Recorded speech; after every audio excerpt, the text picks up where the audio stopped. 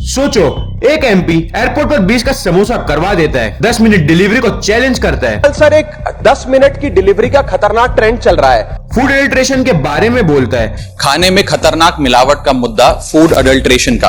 और पार्लियामेंट में बोलता है जो लोग वोट से आते हैं उन्हें वोट से जाने का हक भी होना चाहिए। से इंडियन वोटर के पास राइट टू इलेक्ट है, वैसे ही राइट टू रिकॉल भी होना चाहिए। अगर देश का मतदाता अपने नेताओं को हायर कर सकता है तो वो नेताओं को फायर करने की शक्ति भी उसे मिलनी चाहिए। ये कोई मूवी का हीरो नहीं है, ये है राघव चड्ढा।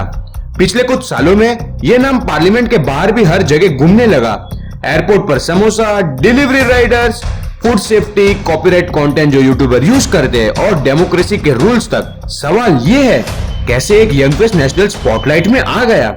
चलिए इस वीडियो में जानते हैं राघव चड्ढा इतने बड़े पॉलिटिशियन कैसे बने, क्यों आज ऐसे पढ़े लिखे नेताओं की भारत को जरूरत है। ये सच्चाई है कि आप दोस्त बदल सकते हैं मगर अपना पड़ोसी नहीं। इलाज कराने का खर्चा कंपनी देती नहीं देती, कोशिश। सर, वादा था कि हवाई चप्पल वालों को हवाई जहाज की सैर कराई जाएगी। आलम यह है सर कि बाटा कंपनी का जूता पहनने वाला भी आज हवाई जहाज की टिकट नहीं खरीद पा रहा है।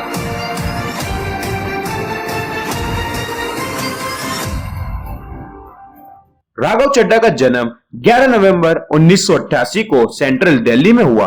पिता सुनील चड्ढा एक बिजनेसमैन थे, मां अलका चड्ढा होम मेकर थी। घर बहुत बड़ा नहीं था बट वैल्यूज बहुत स्ट्रॉन्ग थी। साथ ही डिसिप्लिन और जिम्मेदारी, ये सब बचपन से सिखाया गया। और मजेदार बात यह है कि राघव चड्ढा ने कभी बचपन में पॉलिटिशियन बनने का सपना नहीं देखा। राघव चड्ढा बचपन से पढ़ाई में बहुत तेज थे। घर वालों को पता था कि ये पढ़ लिख कर आगे जाएगा। उन्होंने दिल्ली यूनिवर्सिटी श्री वेंकटेश्वर कॉलेज से बीकॉम किया, वो भी डिस्टेंस मोड में। उनका मानना था कि कॉलेज में बैठकर टाइम वेस्ट करने से बेहतर है उस वक्त मैं कुछ नया सीखना। यह सोच उस उम्र के बहुत कम लोगों में होती है। सीए बनने का रास्ता भारत के सबसे टफ एग्जाम में से एक है। लाखों लोग देते हैं और गिने चुने लोग निकल पाते हैं, लेकिन 2011 में सिर्फ 23 साल की उम्र में राघव चड्ढा सीए बन गए।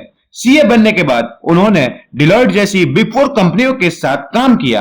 कॉर्पोरेट वर्ल्ड ने उन्हें प्लानिंग, टीम वर्क, डिसिप्लिन बहुत कुछ सिखाया। लेकिन अंदर कहीं ना कहीं एक बेचैनी थी। सिर्फ पैसा कमाना काफी नहीं था, इम्पैक्ट चाहिए था। और यहीं से उनकी जिंदगी का टर्निंग पॉइंट आता है।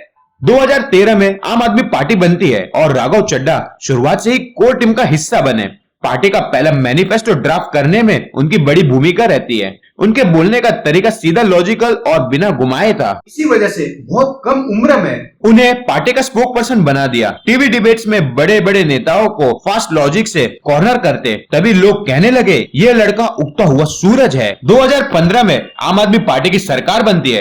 राघव चड्ढा को पार्टी की फाइनेंशियल संभालने की जिम्मेदारी मिलती है। साथ ही वो स्पीक पर्सन भी रहते हैं और मनीष सिसोदिया को पॉलिसी लेवल पर एडवाइस भी करते हैं। लेकिन एक चीज अभी भी बाकी थी, इलेक्शन लड़ना।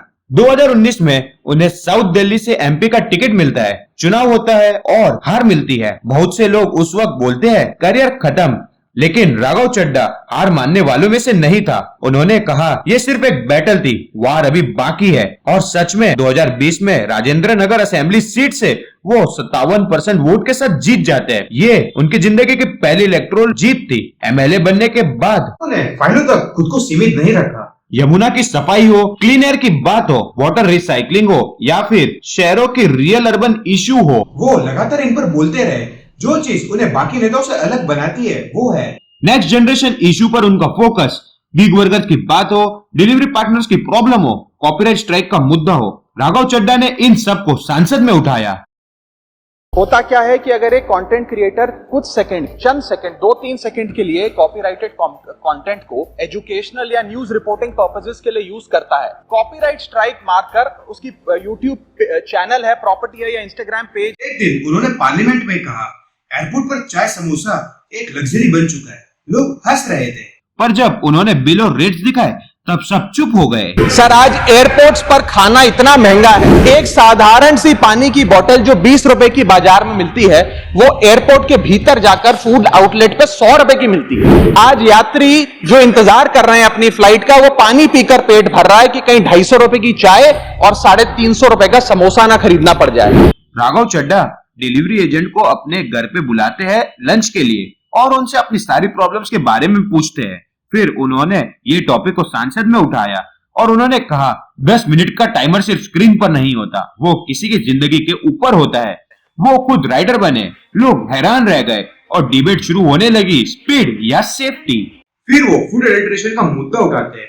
वो कहते हैं कैसे मिल्क में यूरिया मिल रहा है, पनीर में स्टार्च, आइसक्रीम में डिटर्जेंट और जो हमारा गरम मसाला होता है उसमें ईंट का पाउडर और लकड़ी का चूल्हा इत्यादि मिल रहा है। मुद्दा उठाना चाहता हूं जो लोगों की सेहत से जुड़ा हुआ है, खाने में खतरनाक मिलावट का मुद्दा, फूड अडल्ट्रेशन का। सर, बाजार में प्योरिटी का लेबल लगाकर, फर्जी लेबल लगाकर खुलेआम जहर बेचा जा रहा है। सर, हालात ये हैं कि आप दूध खरीदिए तो उसमें यूरिया मिलता है, सब्जियां खरीदे उसमें ऑक्सीटोसिन है, पनीर के अंदर स्टार्च और कॉस्टिक सोडा है, आइसक्रीम में डिटर्जेंट पाउडर मिलता है, फ्रूट जूस में सिंथेटिक फ्लेवर और आर्टिफिशियल कलर, एडिबल ऑयल में मशीन ऑयल, गरम मसालों में ईंट का पाउडर और लकड़ी का चूरा, चाय में सिंथेटिक कलर, चिकन और पोल्ट्री आइटम में एनाबॉलिक स्टेरॉइड्स, शहद में शुगर सिरप और येलो डाई, यहाँ तक कि देसी घी में जो मिठाई बननी चाहिए वो भी वेजिटेबल ऑयल और वनस्पति से बनती है। फिर वो राइट टू रिकॉल का मुद्दा उठाते हैं। वो कहते हैं जैसे हमारे इंडियन वोटर्स के पास राइट टू इलेक्शन है, वैसे ही उनके पास राइट टू रिकॉल होना चाहिए।